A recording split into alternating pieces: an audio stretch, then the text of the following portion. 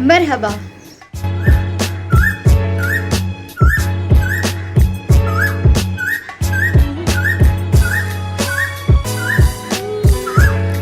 Hey guys, welcome back. So this is going to be one of the most awaited videos on my channel because there were so many of you who asked me to guide about intermediate preparation. And this video is not just for the pre-medical student, it is for the pre-engineering students also because matric की पढ़ाई specially for the Karachi board, तो matric की पढ़ाई फिर जब intermediate में आते हैं तो there is a lot of difference in the study pattern, the subjects and usually the grades are compromised, क्योंकि जिन लोगों की 90s आती है मैट्रिक में उनकी यूजुअली 80s में आती है, 70s या उससे भी पीछे हो सकता है। And for intermediate student these 2 years, first year and second year are so important because ज़्यादातर यूनिवर्सिटीज़ में एडमिशन एवरेज परसेंटेज पे होता है, that is the average of first year and second year. तो ओवरऑल आपकी इंटरमीडिएट की percentage बहुत ज़्यादा इंपॉर्टेंट होती है फॉर एडमिशन। ज़्यादातर यूनिवर्सिटीज़ 40% या 50% कंसिडर कर रहे होते हैं। So you can not risk compromising your grades in second year और फर्स्ट ईयर। तो पहले से प्रिपरेशन करनी होती है अगर एडमिशन करना है। So to guide you about intermediate preparation, here are 5 common tips that will help you to achieve and maintain good grades in intermediate. So let's begin.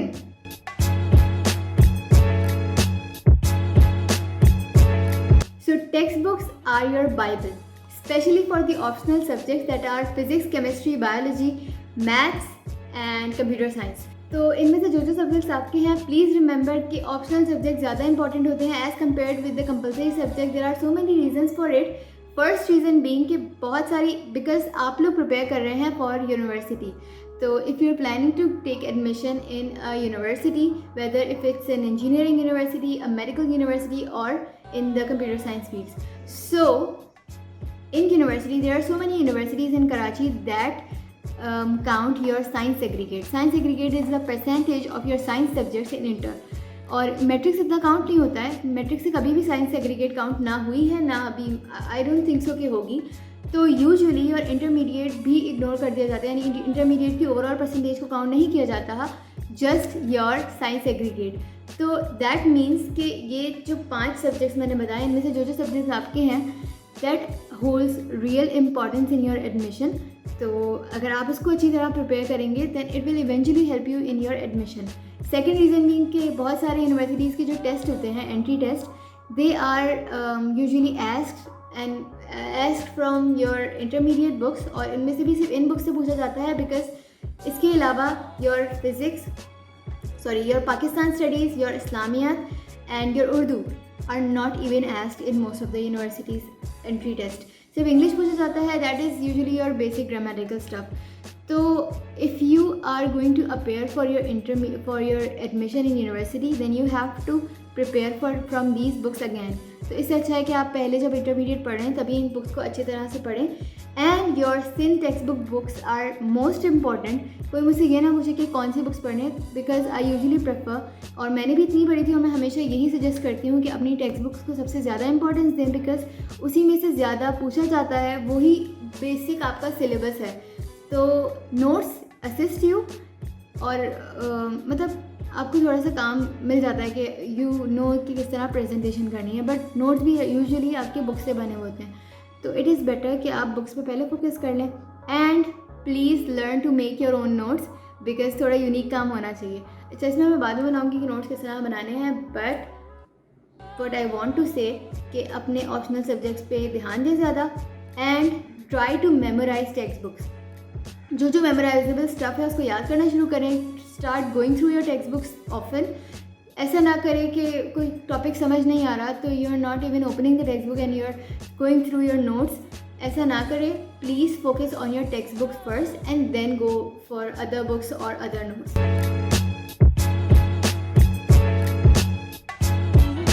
Practice makes a man perfect, ये हम सबको पता है। In intermediate your subjects like physics, chemistry, computer science and mathematics that require calculations are usually important and usually marks gaining. Why am I saying this? Because in subjects में से वो questions आते हैं that require mathematical calculations and we all know कि जिन questions में mathematical calculations होती हैं वो usually marks gaining होते हैं, हमें solid marks मिलते हैं क्योंकि इसमें steps के marks होते हैं और marks deduction is usually less seen in your mathematical calculation as compared with the theoretical questions.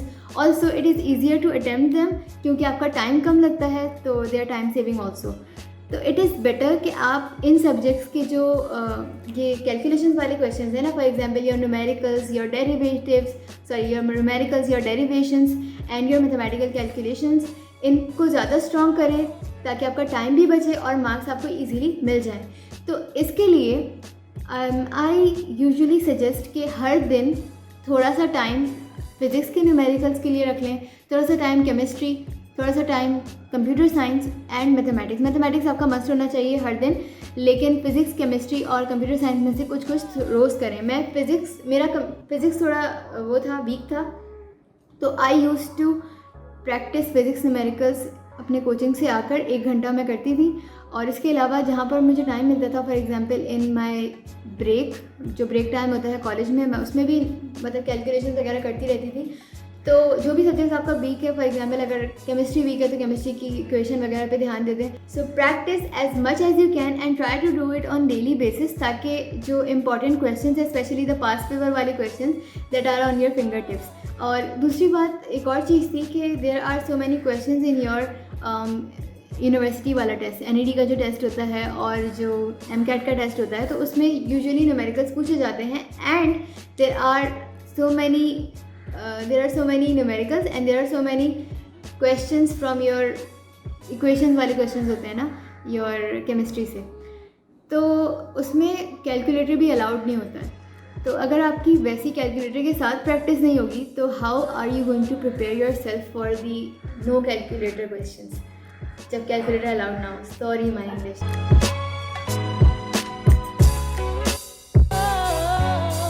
Work on your concepts. अच्छा, हम यूजुअली सुनते हैं मैट्रिक से भी और इंटर में भी कि rectification is important. Yes it is, specially if you are from Sindh board, तो rectification is important because there are so many questions जिसमें आपको मेमोराइजेशन की ज़रूरत होती है, चाहे आपको समझ आए या ना आए. But don't you think that it is better to form your concept और to work on your concept from now on? क्योंकि अगर आपको प्रोफेशनल स्टडीज़ में आगे पढ़ना है, तो you will have to revise all these things and you will have to form your concepts again. तो इट इज़ बेटर कि आप अभी करें, because there are so many logical questions in your university. और वैसे भी अगर आप बगैर पढ़े याद कर रहे हैं, तो how it is going to benefit you. तो try to understand things apart from memorization. पहले चीज़ को समझने की कोशिश करें. अगर अपनी बुक से समझ नहीं आ रहा, तो गो ऑन गूगल इट और ask your teacher to explain it, और anywhere from anywhere just try to understand things. क्योंकि ये बेवकूफ़ी होगी कि आप सिर्फ उसको मेमोराइज़ कर रहे हैं and in the end if in your university entry test उन्होंने कोई क्वेश्चन पूछ लिया अगर इंटरव्यू में, और कोई ऐसे लॉजिकल क्वेश्चन आ गया, बिकॉज A लेवल से भी आता है और A लेवल्स में ज़्यादातर कॉन्सेप्ट्स को फॉलो किया जाता है. तो अगर एंट्री टेस्ट में ऐसे क्वेश्चन आ गए, तो it will cause you harm. तो इट इज़ बेटर कि आप अपने कॉन्सेप्ट पे अभी से काम करें, उन पे ग्रिप करें, उनको इतना अच्छा बना लें कि when you are in your professional studies it is going to help you. क्योंकि इन प्रोफेशनल स्टडीज़ में your all work, your all marks and your whole outcome is based on your concept. तो concepts are important.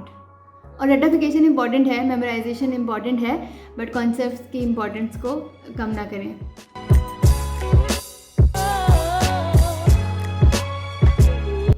As far as your compulsory subjects are concerned, they are important too. Optional subjects बहुत ज़्यादा important होते हैं, लेकिन आप अपने compulsory subjects को ignore नहीं कर सकते. Your English, Pakistan Studies, Islamiyat and your Urdu. These are important too, क्योंकि ये आपको मार्क्स, आपकी ओवरऑल परसेंटेज को इंक्रीज़ कर रहे होते हैं. हुआ ये था कि हमारे टाइम पर it was very clear, government policy of admission was very clear कि हमसे लास्ट ईयर में और उससे लास्ट ईयर में साइंस एग्रीगेट काउंट होता था एडमिशन के लिए, and I think engineering universities के लिए भी सेम था. बट लास्ट में दे change the policy and only overall percentage was considered in your admission. तो बहुत सारे लोग क्या करते थे, ऑप्शनल सब्जेक्ट्स पर ज़्यादा ध्यान देते थे और कंपल्सरी सब्जेक्ट को बिल्कुल इग्नोर कर देते थे. They use to just get prepare for it to get passing marks. 33 शायद पासिंग मार्क्स होते हैं. तो बाद में उनको बहुत सफ़र करना पड़ा था बिकॉज उनकी ओवरऑल कम थी और साइंस एग्रीगेट ज़्यादा थी एंड गवर्नमेंट ने ओवरऑल काउंट की थी. तो what I am trying to say, your optional subjects are important but your compulsory subjects are important too, और उनको इग्नोर ना करें। चाहे आप थोड़ा कम पढ़ें लेकिन इग्नोर नहीं करना है, because they give you marks. और मैं जो है कंपलसरी सब्जेक्ट्स पे ज़्यादा मेहनत करती थी, तो मेरे काफ़ी अच्छे मार्क्स आए थे और मेरी परसेंटेज काफ़ी इंक्रीज़ हो गई थी just because of the compulsory subjects. तो अच्छा, इसकी प्रिपरेशन कैसे करनी है? सिंपल है। इंग्लिश तो आपको ग्रामेटिकल स्टफ अपना स्ट्रॉन्ग रखना है और अपनी रीडिंग स्ट्रॉन्ग रखें। रीडिंग नहीं करते हैं, प्रिजनर ऑफ जेंडर कोई नहीं पढ़ता है, प्लेग कोई मतलब खुद से रीड नहीं करता है, but they are important, please do read, क्योंकि बहुत सारे क्वेश्चंस MCQs आ जाते हैं फिर उसमें से।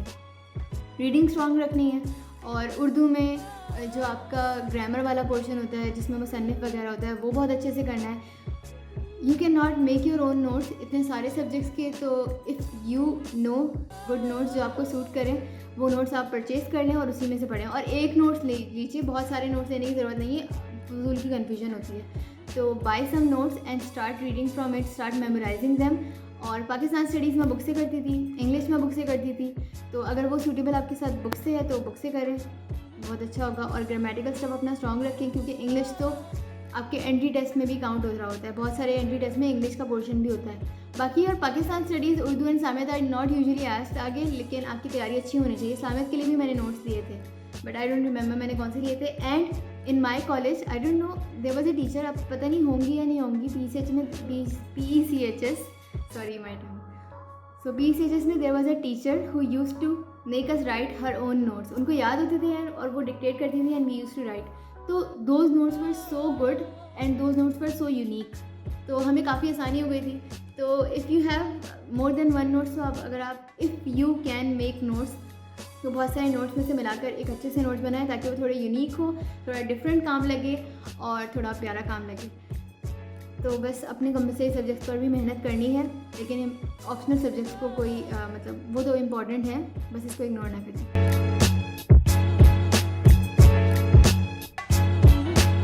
There was a common question कि हमें कोचिंग सेंटर में एडमिशन लेना चाहिए या नहीं, या फिर कौन से कोचिंग सेंटर में एडमिशन लेना चाहिए। And I usually reply to this कि भाई कोचिंग्स आर इम्पॉर्टेंट, मतलब आपको हेल्प करती हैं, आपको असिस्ट करती हैं। For example, they can help you in providing a competitive environment and they can help you by just taking tests। इसके अलावा सारा जो काम होता है ना, वो आपका अपना होता है। ऐसा नहीं है कि आप किसी अच्छी कोचिंग में जाएंगे तो आपका पक्का हो जाएगा कि आपका एडमिशन होगा या आपके अच्छे मार्क्स आएंगे। No one gives you guarantee, it is all your individual efforts that matter. तो अगर आप किसी कोचिंग सेंटर में एडमिशन नहीं भी ले रहे हैं तो डजेंट मैटर, क्योंकि अगर आप मेहनत करेंगे खुद से तो it is not very difficult to get good grades in inter. तो इंडिविजुअल मेहनत मैटर करती है मोर देन योर कोचिंग, और कोचिंग का नाम कौन सा है या कौन सा जो फेमस कोचिंग्स हैं उसमें लोग बहुत ज़्यादा जाते हैं। मैं नहीं गई थी इतने कोई बड़े कोचिंग में, it was a nearby coaching. तो coaching centres are important but not mandatory and they're just optional. Like अगर आपको ज़रूरत पड़ रही है तो go for it, if not, if you can prepare on your own, तो फिर आने जाने का झंझट होता है, बहुत टाइम वेस्ट होता है। तो इट इज़ बेटर कि आप घर में खुद से पढ़ें इफ़ यू कैन प्रिपेयर। अच्छा, एक और चीज़, if you are not taking any coachings और अगर आप कॉलेज जाते हैं तो try to don't miss the mid terms and don't miss the prelim papers. हर जगह होते हैं, योर कॉलेज में भी होते हैं और आपके कोचिंग्स में भी होते हैं। तो if you have time and you have enough time to invest it, if you have enough time to invest, तो जितने भी कॉलेजेस में पेपर्स हो रहे हैं उनके पेपर्स आप निकलवाएं। लाइक वो फ़ोटोस्टेट मिल जाती है आपको उर्दू बाज़ार से, उनकी प्रैक्टिस करें। एंड कोचिंग सेंटर्स में बहुत सारे कोचिंग सेंटर्स हैं जो मॉक टेस्ट देते हैं and you can take admission in them, you can enroll in them. तो आप उसमें इनरोल कर लें और सिर्फ पेपर्स दे दें। इससे होगा कि you will have more practice और it will help you present your work बेहतर तरीके से। जितना आप लिखेंगे उतना ज़्यादा आपको आदत पड़ेगी और आपकी स्पीड भी तेज़ हो जाती है। तो आई विल प्रेफर कि if you are taking coachings तो आपके कोचिंग में ही टेस्ट हो जाएंगे। इफ़ नॉट, आपके कॉलेज के प्रीलिम मिस नहीं करने हैं, आपके कॉलेज के मिड टर्म्स मिस नहीं करने हैं, और जितने मॉक टेस्ट आप ले सकते हैं वो लें, ऑनलाइन भी होते हैं। और अपने आप को खुद असेस करना शुरू करें, पास्ट पेपर्स कोई भी निकालें, उसको कॉपी कर, उसको सॉल्व करना शुरू करें। This will actually help you. आपको अभी अंदाज़ा नहीं होगा, लेकिन बाद में when you will revise everything तो आपको सब कुछ याद होगा इंशाल्लाह। तो coaching centres are not mandatory but they assist you. So these were some of the tips that I wanted to give to the intermediate students or the students that are just entering your intermediate life. Please be serious and focus on your exams and set your goals, because आगे जाके you have to face so many difficulties when you're appearing for your university admission test. तो अभी से अगर आप अपने target set करेंगे, अपने गोल सेट करेंगे, then it will definitely help you in getting admission, in getting good grades, and inshallah you will succeed. My all prayers are with you. Sky is the limit and the world is yours. और घबराना नहीं है.